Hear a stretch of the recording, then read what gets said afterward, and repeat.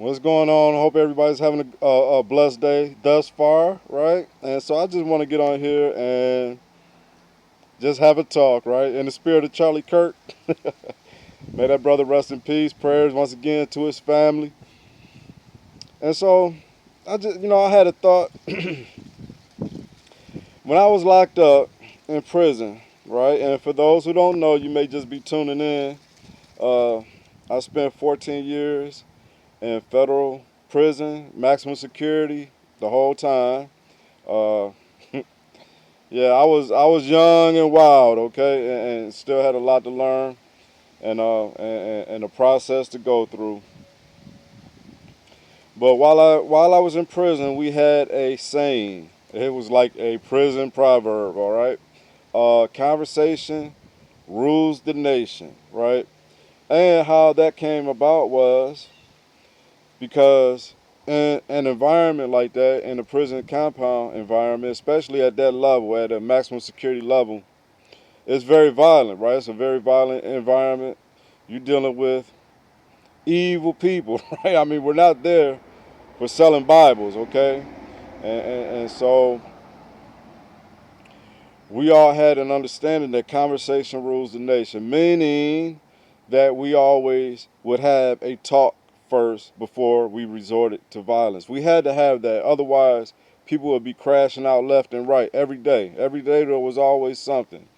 And so we always had an understanding amongst each other, amongst the inmates, amongst ourselves, even with the administration, right? It was an understanding in the whole prison population that we need to have open dialogue with one another whenever issues arose, because if we weren't able to sit down and have talk, to have some sort of diplomacy, then there would be bloodshed every day, and nobody wanted to live like that. And so there was always this attitude of let's have a talk, let's have a conversation. So a man was able to go to another man and say, I need to talk to you, and then we will come together and you could lay out. 9 out of 10 times more, a lot of stuff was able to be worked out with just a simple conversation, right? And when things couldn't work out with talk, with diplomacy, then it resorted to violence, right? And so what's my point? My point is that's why I really had a lot of respect for what Charlie Kirk was doing, because that he understood that, right? Uh, Good discourse, good dialogue. Let's sit down, prove me wrong, right? This is my stance on things. There's a microphone right there. Let me hear your stance on things, and let's have a talk, right? And so it's in these open dialogue, in these settings where we can have an intelligent debate, intelligent conversation, that progress is made, right? That civilized society is ushered forward. It was like that in prison. Peace was brought by through just having a talk. Because a lot of times it may just be a simple misunderstanding, right? That happens a lot, right? Somebody may do something or say something, and and another person may see it or hear it, but not having no context, and they're ready to crash out. But now that there was space for us to get down and sit down and have a talk, hey, I saw this, I heard that. What's up with it? Oh, you saw that, you heard that. Well, this is what was going on. Oh, dang, I'm tripping. I thought it was something else. Yeah, you are tripping. It was, see, and then now we could shake hands and be friends and go about our way. If we didn't have that, oh, trust and believe. Oh, blood to be pouring every day. No, no, anybody that's ever been locked up, you know what I'm talking about, okay? It had to be like that because you had white supremacists living with black supremacists, right? You had Hell's Angels living with whatever their foe was, right? Another biker gang. You had all these different factions and groups and gangs, Crips and Bloods, living together. So we always had this saying, conversation rules the nation. All right, to me it goes without saying, but I know a lot of people aren't aware of this, especially on the liberal left side. Because they don't have open discussion. They want you to believe what they believe, and any pushback on that is a sign of, is considered treasonous. Okay, and that's why they're locked into their echo chambers and are reflections of each other. Okay, And so that's what Charlie Kirk was trying to break through that with his, with his ministry, right? And he paid the ultimate price for that. And what greater love is that for somebody to lay down their lives for their friends? He died doing what he loved to do and trying to help and educate people. That's a noble cause. And how people can speak ill of this man who's not even been buried yet is just shows you where we are at in this country and where people are at in themselves. It is eye opening, right? Okay, so all that being said, I just want to come on here and have a conversation. This is for entertainment purposes only, so I don't want nobody to to come at me sideways. You would just be wasting your own time. But I do want to have a conversation because I think this is interesting, right? So we know there's been this bogus prophecy, in my opinion, that the rapture is going to happen on the 23rd, 24th. It's not. Okay. All right, whatever. We're not going to go into that. But I do want to say this. Now, when I first caught whiff of people saying that the rapture was possible in September, there wasn't a date yet set then, but there was murmurings of that the rapture could potentially happen in September because of the Feast of Trumpets and so on. All right. So when I saw that, I was like, oh, that's interesting. Well, maybe it'll be September 22nd. Right. Now, why would I say September 22nd? All right, September 22nd and myself, we have a lot of history together. All right. So in 1988, on September 22nd, I was shot. I got shot 2.5 times. I got shot 2 times, and the third bullet was a Graves. Right. So I say 2.5 times. I was 17 years old, and this was in Detroit, September 22nd, 1988. Now fast forward 5 years to the day, September 22nd, 1993. I was in Mobile, Alabama. I had drove down there for the express purpose of robbing a bank. That's why I had went down there. I drove from Detroit to Alabama to rob a bank, right?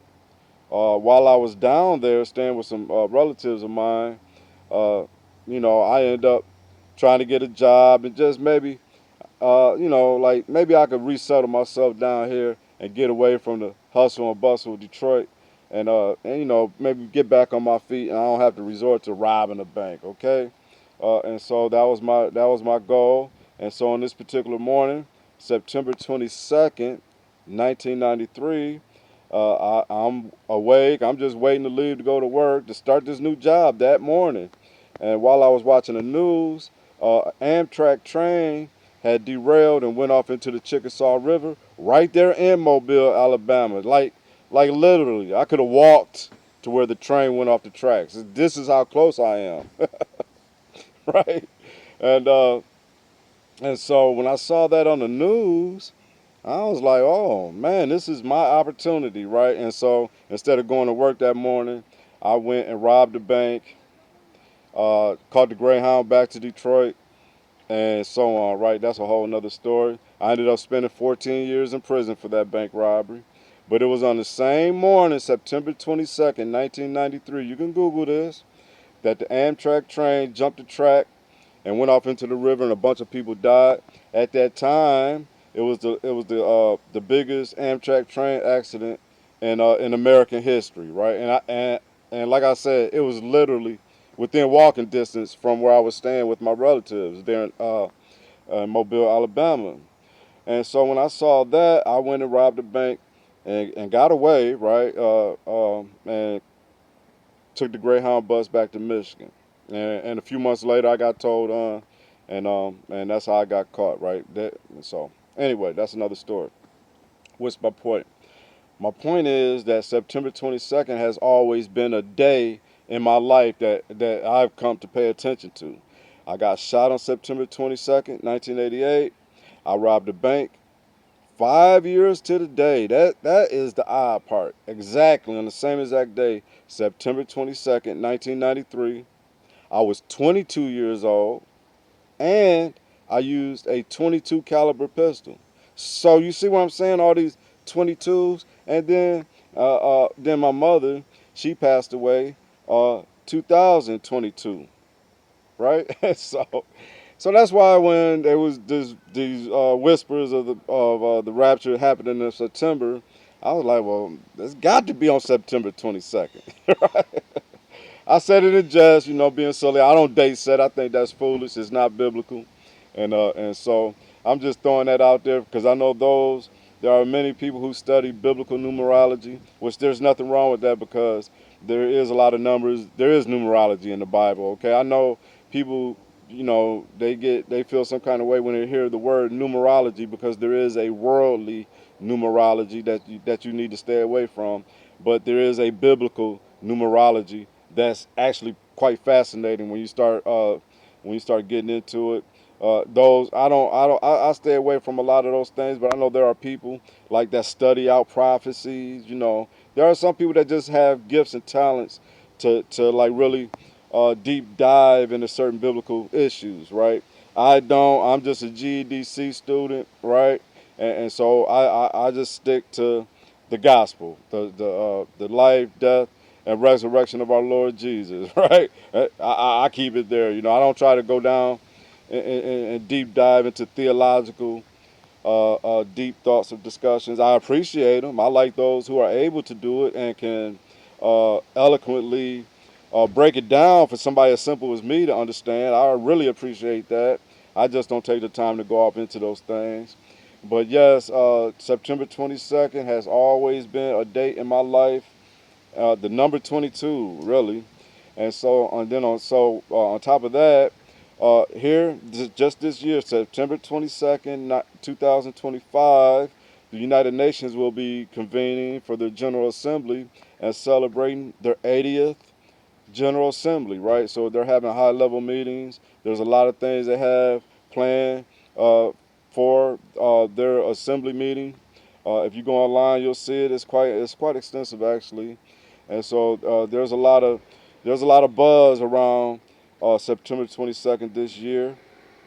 And so I'm only just sharing this because I find it to be odd that once again this date or this number 22 is popping up in my awareness, and I'm just throwing it out there for those who find these type of things to be interesting as well, right?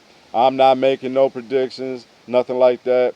I don't do that, right? I don't think we should do that as Christians. We should always live as if the Lord is going to return at any moment, right? It could be today, it could be tomorrow, it could be next year, it could not be in our lifetime. We don't know, right? Nobody knows, no man knows. And for all those people that's date setting and stuff like that, I know that they are doing more harm to the kingdom than good. It's not biblical, and all these people that are having these confirmation visits, I believe, are being deceived. That's just my personal opinion. I'm not really trying to rain on nobody else's parade. But then at the same time, I am a defender of this faith, right, and of the flock. And so I just want us to beware of stuff like that. But when it comes to the September 22nd date, I'm going to be paying attention. I pay attention every year on September 22nd. Me, right? I've learned that this date, this number, has been with me. It's something that the Lord has shown that it's a part of who I am in my being, right? And so I would not be surprised if we see some monumental happenings this year on September 22nd, 2025. I won't be surprised, not at all, right? And so I'm just throwing this out there for us all to consider, right? And having a conversation, we just talking, just having a talk. And so it's nothing wrong with that. I encourage every one of us to at least be able to sit down and have a conversation, right? There's no harm in that at all. Look at my buddy over there. You see him on the porch? Yeah, we just out here chilling. This is what we do. All right, I'll leave it there. So thank you for watching. If you like what I do, help me out with my channel. I'm trying to get to 1,000 subs. That's the new goal. And we're at 630 something now, so I'm thankful for that. And so if you haven't already, subscribe to my channel, show some support. If you don't know, I do daily devotionals every morning. These uploads are sparingly. It's just whenever, a thought strikes me, right? And but I definitely do morning devotionals every morning. I share my faith, my understanding of the Bible in my own way, right? And And so join me for that in the morning if you are of that cloth. And if not, you can join as well. You may find something interesting. And so thank you for watching. Like and leave a comment. I welcome it all. So until next time.